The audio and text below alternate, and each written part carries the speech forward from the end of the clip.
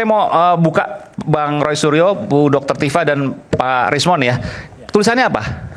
Ya, kebetulan. Oh, ada foto-fotonya itu. Ya, ini ilustrasi. Kalau ini disebut boleh sini sebentar ya Bang ya. Ya, ini kami berterima kasih Mas Aiman. Iya. Kepada masyarakat yang semua sama loh nih. Ya, yang hari ini sudah lebih dari 500 mungkin sampai 600 atau 700. Iya. Yang memberikan simpati, memberikan atensi. Lewat bahkan, apa tuh? Oh, ada di apa namanya? Pak Ahmad Kosinuddin. Itu kemudian menaruh nomor WA, kemudian masyarakat mau mendukung, itu ada lawyer, ada guru besar, ada profesor, ada juga ulama, ada juga mak-mak, ya, ada juga gensi. Sampai hari ini 700 orang. Ya, hampir. Ke siapa tadi? Ke siapa? Nah, ke Ahmad Kosinuddin. Siapa itu? Itu lawyer dari TPUA. Tim pembela ulama dan aktivis. Dan saya terharunya ada satu orang, saya sebut aja ya, terima kasih Pak Andi ya. Pak Andi itu yang kemudian mencetakkan kaos ini. Jadi bukan saya yang bikin ini. Pak Andi siapa nih? Pak Andi banyak. Anda banyak namanya Andi ya gitu. Ya, jadi Andi Sahrandi namanya. Ya. Beliau mencetak kaos ini dan kemudian pakai ya Mas? Oke, saya pakai. Coba buka dong. Nah, jadi ini adalah bersama Rizal Fadilah, Tifa, Roy Suryo dan Oke, ini Dr. Roy Suryo ada bawahnya mantan Menpora, ahli telematika, Dr. Rismon, ahli digital forensik. Ya. Jadi ini kita berterima kasih aja. Bawahnya dibaca dong. Oh iya, ini. Berani nggak bacanya? Oh, berani, kenapa nggak berani ya? Bongkar kepalsuan ijazah Jokowi. Kok pelan-pelan ngomongnya? Oh iya, bongkar kepalsuan ijazah Jokowi. Dan kami berterima kasih juga Mas Aiman. Bongkar kepalsuan ijazah Jokowi. Dan ini punya konsekuensi hukum loh, karena udah menyimpulkan bahwa ijazah Pak Jokowi palsu. Iya, kalau yang disebut tadi, yang pada berita tadi, ya file tadi. Dan kebetulan ini ada yang eksklusif. Malam ini baru kita ceritakan. Apa itu? Siang hari tadi, saya dan Dr. Rismon itu ketemu langsung dengan anak yang mengupload itu di X, di Twitter. Ya, namanya siapa? Sandi Utama. Yang PSI itu bukan? Nah, ini kalau bisa tolong yang X dari Twitternya. PSI bukan? Dian Sandi Utama. Ya, itu ketemu langsung. Ya, ini. Dian Sandi Utama. Oke, dia mengakui bahwa dia mempost ini. Dia memposting ini. Ya. Dan dia mengakui Mas Aiman. Ya. Kan dia nulis asli, saya upload yang asli. Pertanyaan saya sederhana saja Mas Aiman. Mas, Anda berani pegang yang asli? Asli itu dari Presiden Jokowi atau mantan Presiden Jokowi tidak? Enggak, saya dapat dari ini. Dah selesai, saya bilang gitu. Itu namanya kalau dalam hukum ya testimonium di auditu. Jadi dia katanya.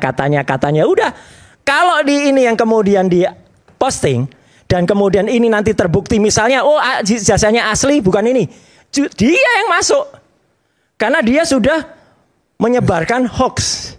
Yang kami periksa ini. Karena ini adalah Bung Aiman. Ya, jadi sebetulnya udah terjawab pertanyaan Anda tadi. Kenapa mereka ini berani hadir di sini untuk mengklarifikasi itu? Mungkin supaya bebas dari proses hukum. Tapi kan banyak rentetan ini. Udah banyak statement di video, di TV, di mana. Itu yang tidak akan menutupi kejahatan itu kan? Enggak ada kejahatan. Kalau maksudnya bukan yang pertama, yang bersangkutan.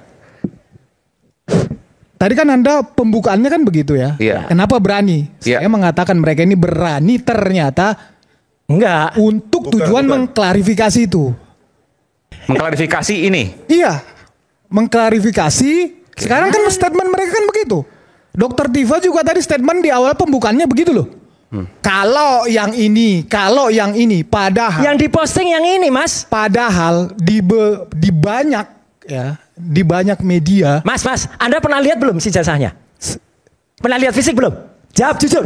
Saya akan mempertanyakan Anda. Enggak, Anda berani mengatakan palsu. Kalau belum pernah lihat ya sudah, tapi selesai. Anda tidak pernah melihat ijazah asli. Selesai udah. Selesai Mas. Logika, tidak pernah melihat ijazah asli. Loh, Anda berkuar. Terus clear. Dia pastikan asli. Ini tulisan apa? Anda bisa baca nggak? Anda bisa baca nggak? Lulus bahasa Indonesia nggak? Tapi bahasa Indonesia lulus nggak? Ini tulisan apa? Berdasarkan ini. Lah ya, ini tulisan apa? ASLIDJ. Apa ASLIDJ? Asli kan? Berdasarkan dokumen yang tidak Anda verifikasi ini, yang baru saja Anda verifikasi, kemudian Anda ngomong ke dunia bahwa ijazah ini palsu. Iya, memang kalau ini palsu. Terima akibat Anda. Ini palsu jelas.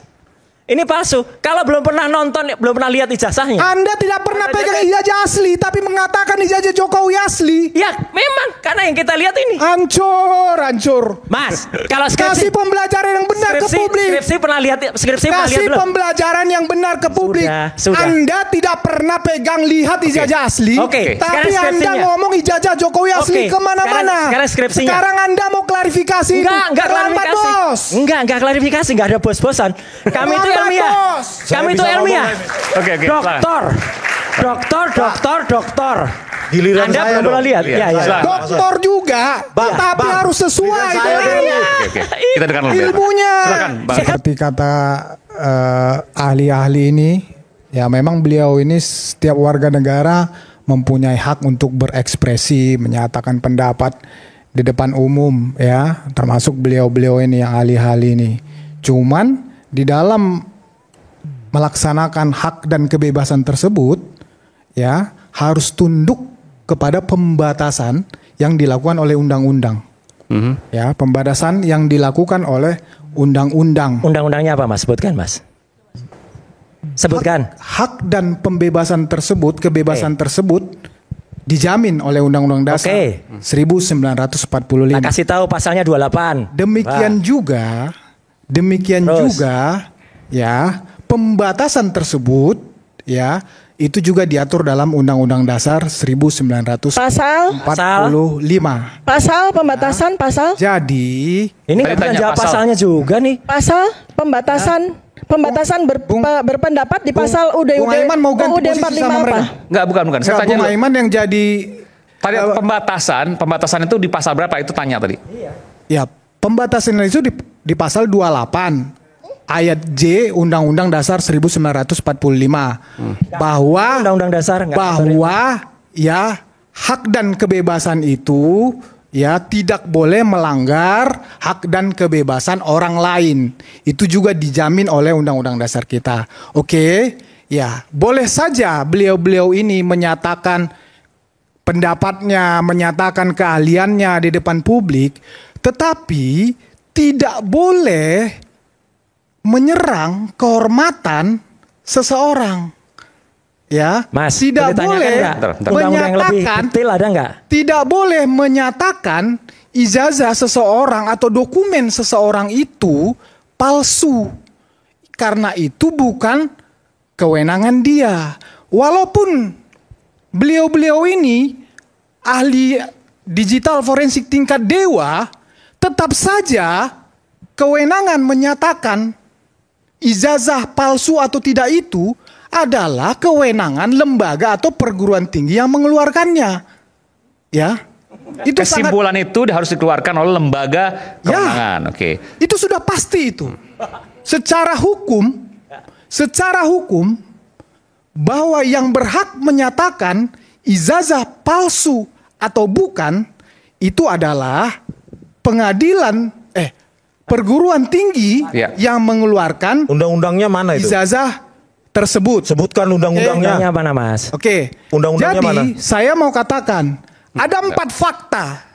Ya, ada 4 fakta yang saya lihat, yang saya ketahui sampai saat ini.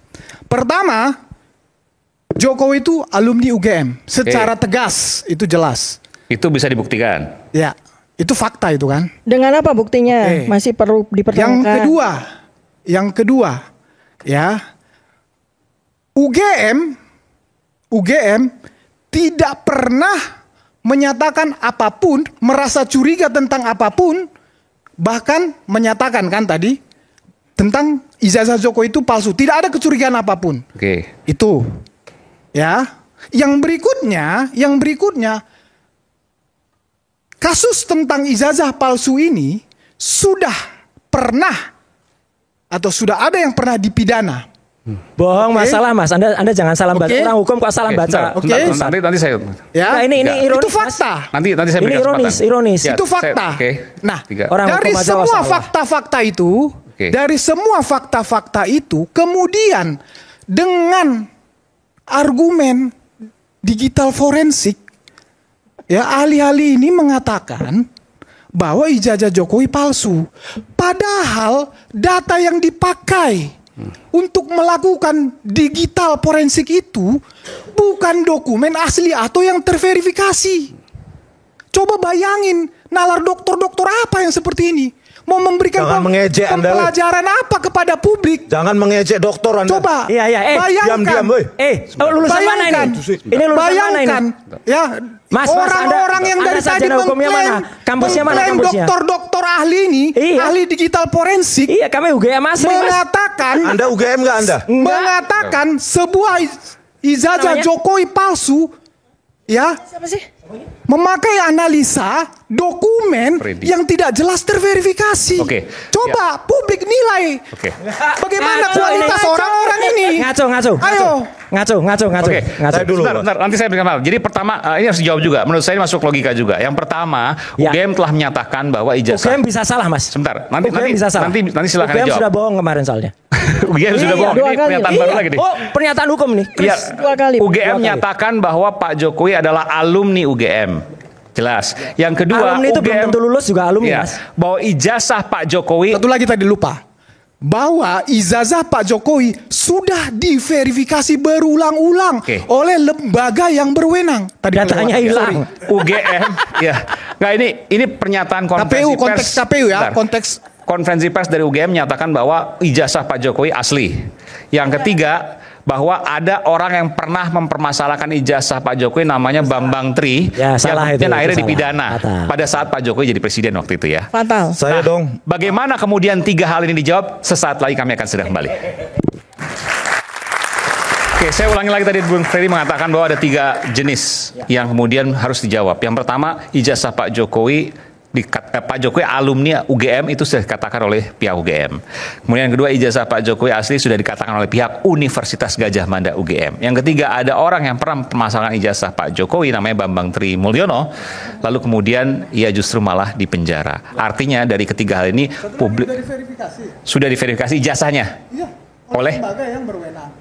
Lembaga berwenang adalah UGM. KPU berlapis-lapis. Oh, waktu pas pemilihan dari Pilkada Kota Solo, kemudian DKI Jakarta, Presiden dan seterusnya. Sekarang datanya hilang itu.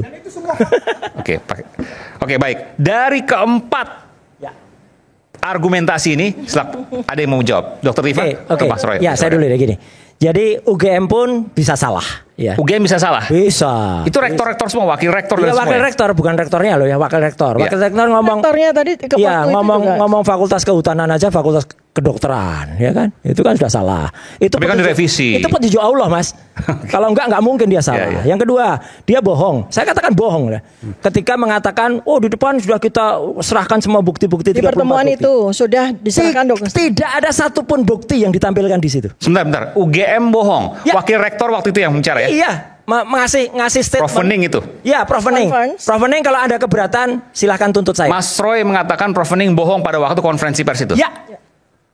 Di mana bohongnya? Ya, jadi dia mengatakan kepada Pak Roy, Dr. Tifa dan Pak Rismon, kami sudah tunjukkan semua bukti-buktinya. Nggak ada satupun yang ditunjukkan kecuali skripsi. Yang skripsi itu pun last minute kita dapatkan. Kami tagih dengan paksa. Kita tagih. Dan ya, ini saya sekalian ngasih tahu. Kalau tadi bicara undang-undang dasar ya undang-undang di bawahnya itu ada yang namanya keterbukaan informasi publik, Mas. Itu Undang-Undang Nomor 14 tahun 2008. Di Undang-Undang Keterbukaan Informasi Publik itu yang namanya skripsi, apalagi ijazah, itu tidak dikecualikan. Yang dikecualikan di pasal 17 huruf H. Saya termasuk yang mengawal Undang-Undang Keterbukaan Informasi Publik itu selama 10 tahun, Mas. Saya di DPR Komisi 1. Tadi UGM sudah terjawab. Ya. Bahwa ada UGM bisa salah. Ya. Jadi nggak apa-apa, ini kita challenge. Kalau UGM nanti benar. Baik. Tapi saya kira gini, Mas. Udah. Yang ketiga, ada orang yang itu, Bambang Tri di penjara karena itu. Saya sebelum yang Bambang Tri. Tambah yang UGM. UGM melakukan klarifikasi terhadap ijazah itu 2 kali ya. Jadi pertama adalah dilakukan oleh rektor sendiri. Tapi rektor itu ketika melakukan klarifikasi sama sekali tidak memperlihatkan dokumen apapun. Beliau hanya mengatakan kami meyakini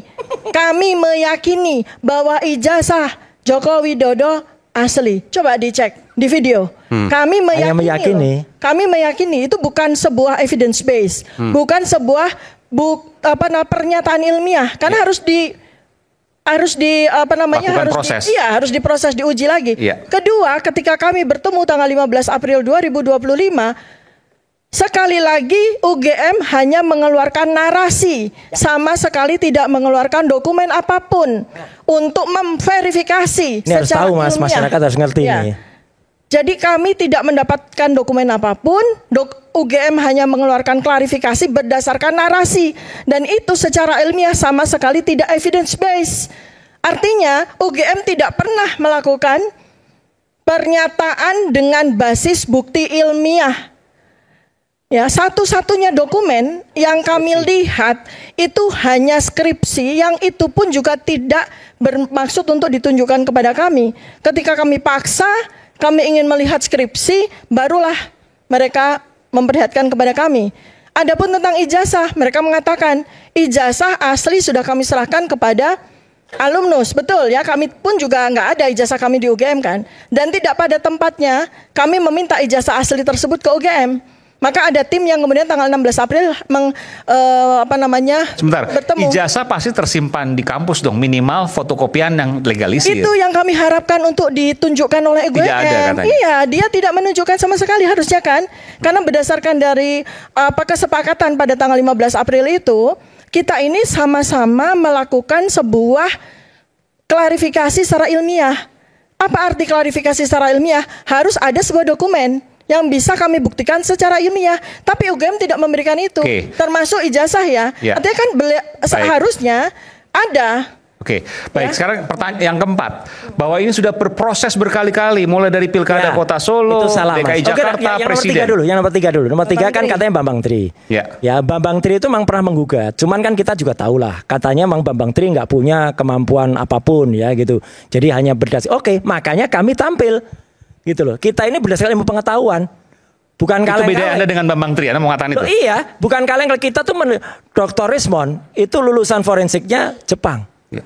Saya juga belajar tentang komunikasi, belajar juga tentang public health, belajar juga tentang dokter saya itu di bidang OCB, Organization Citizen Bearship. Ya, itu pun juga clear di universitas negeri, bukan universitas abal-abal ya di Jakarta. Jadi artinya apa? Kita berhak dan kita berhak karena kami ini lulusan UGM, Mas. Jadi kita punya hak untuk menyampaikan itu dan berdasarkan Undang-Undang Keterbukaan Informasi Publik nomor 14 tahun 2008 tadi, itu kita sah saja mengumumkan itu sah dimanapun sah. Dan kalau itu ada yang keberatan silahkan keberatan dan challenge. Makanya Mas Aiman, saya terus terang sedih. Malam hari ini katanya awalnya kan rencananya akan ada ahli IT yang dibawa di sini. Ternyata nggak ada ahli IT itu.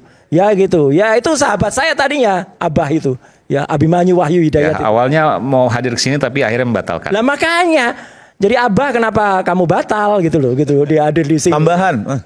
Saya boleh tambahin soal silakan. Bambang Tri ya Mas. Bentar. Supaya tahu ini kan ahli hukum katanya kan ya. Kok tidak tahu materi apa yang membuat Bambang Tri dipidana? Bambang Tri itu melakukan gugatan atas ijazah SD, SMP, SMA.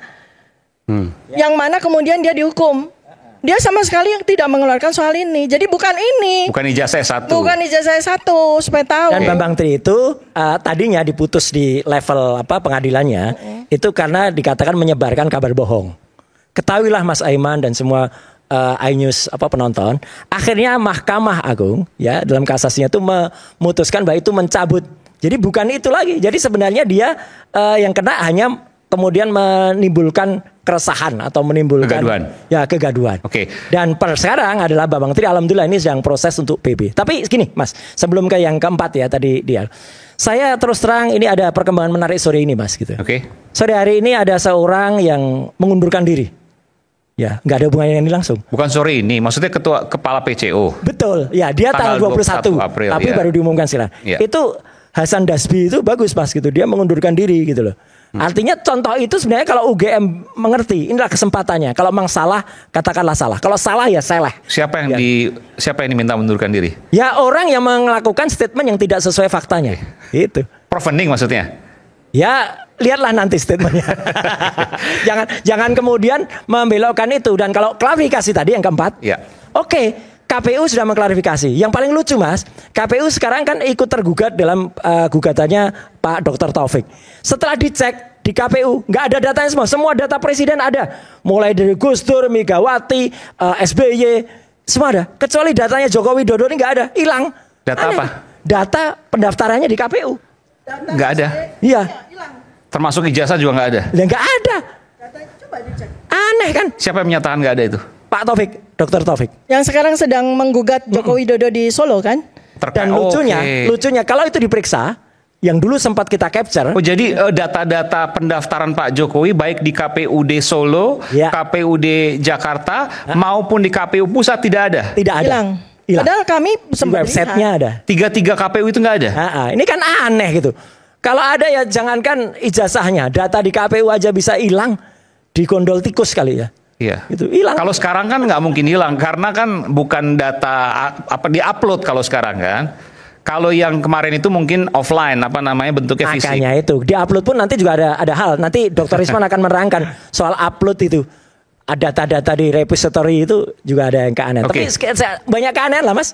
Jadi kalau Anda mengatakan bahwa sudah terverifikasi, nyatanya tidak ada dokumennya. Dan kita mau tanding ya gitu. Kalau yang setara ya gitu. Kalau misalnya ya itu. Ya kalau yang ngomong itu nanti orang KPU baru kita bisa verifikasi omongan itu. Tapi kalau Rosyur yang ngomong itu ngapain kita bahas di sini? Ketua KPU-nya udah disanksi karena pelecehan itu ya, Ya kan gimana masih kita hidup. percaya. Nggak kan lembaganya masih ada. Ya, bisa Makanya masih ada. Ada Bapak pengacara di sana yang ingin menyampaikan sesuatu. Silakan, perkenalkan dulu Pak. Ya, terima kasih. 2,5 menit Aiman. Pak ya, jangan panjang-panjang.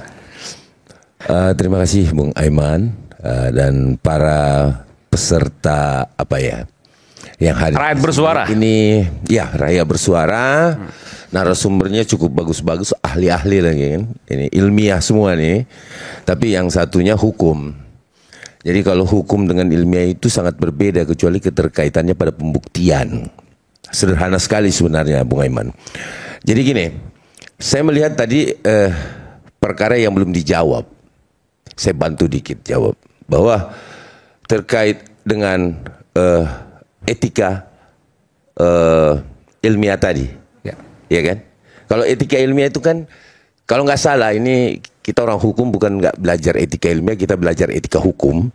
Tetapi kalau etika ilmiah, setahu saya itu tidak.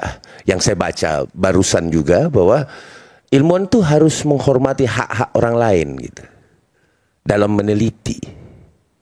Apakah itu ranah private apa bukan? Itu yang pertama.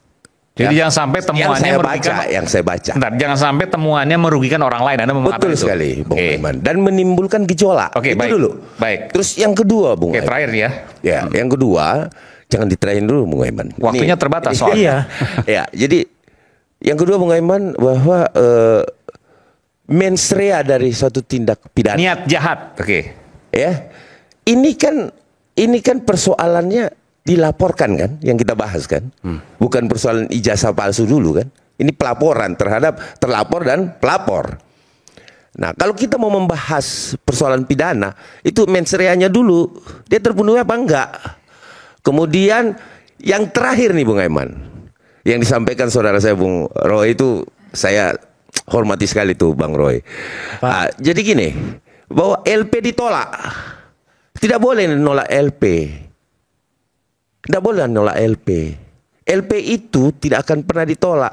Tetapi bahasanya di penyidikan itu belum cukup bukti. Beda. Sama aja. Beda. Karena kenapa? Di aturan kepolisian tidak boleh menolak LP. Ya harusnya memang. Gak boleh, memang gak boleh Pak. Ya. Tunjukkan aturannya boleh menolak LP. Nggak boleh. Wajib diterima.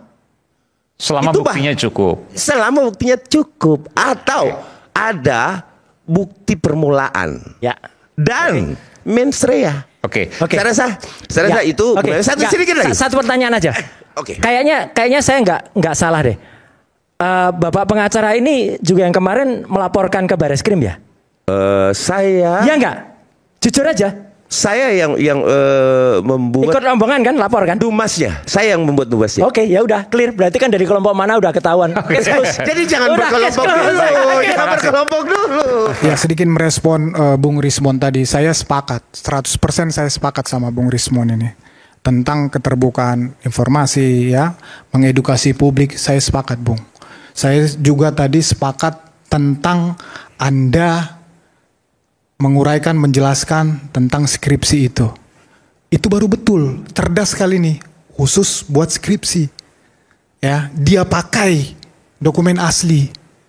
Dia lihat dokumen asli, tetapi tidak untuk ijazah. Ya, silahkan dengan kemampuan keahlian Anda, digital forensik atau apapun itu, ya, Anda menemukan data fakta apapun itu, tetapi bukan kewenangan kalian menyatakan ijazah Pak Jokowi asli. Tadi dasar hukumnya di atas sudah saya jelaskan. Itu kebebasan Anda, itu hak Anda untuk berekspresi menyatakan pendapat. Tetapi jangan melanggar hak orang lain. Jangan menyerang kehormatan orang lain. Jangan memfitnah orang lain. Jangan mendiskreditkan orang lain. Tadi Anda bertanya, apa modusnya? Saya rasa itu. Kan track recordnya beliau-beliau ini kan jelas. Kita bisa lihat ya bahwa orang-orang ini ya tidak suka dengan Pak Jokowi, itu fakta. Itu fakta, itu tidak bisa dibuat, itu tidak bisa dibukti. Tidak bisa dinafikan. Itu fakta yang tidak bisa ditutupi. Tidak suka, punya kebencian kepada Pak Jokowi. Saya tidak tahu sampai kapan. Itulah yang mendasari sehingga ini jujur ini. Tadi Mas ya, orang-orang terdekat saya dengan narasi-narasi kebohongan ini yang terus dibangun, ijazah Pak Jokowi Goyang dia. palsu. Mereka goyang bertanya kepada saya, masa sih Pak ijazah Pak Jokowi palsu? Artinya sebelumnya mereka tidak yakin, sekarang jadi ragu-ragu ya. Ragu-ragu. Inilah jahatnya narasi-narasi kebohongan yang dibangun terus-menerus di publik. Tapi ini kan ilmiah. Ilmiah apanya memakai data? Memakai data yang tidak diverifikasi, yang tidak punya data pembanding Ini yang ijazah dokumen ya? asli. Begitu kerja seorang ahli. Ahli apa seperti itu? Begitu loh. Itu statement Oke, sekaligus penutup dari saya. Terima kasih.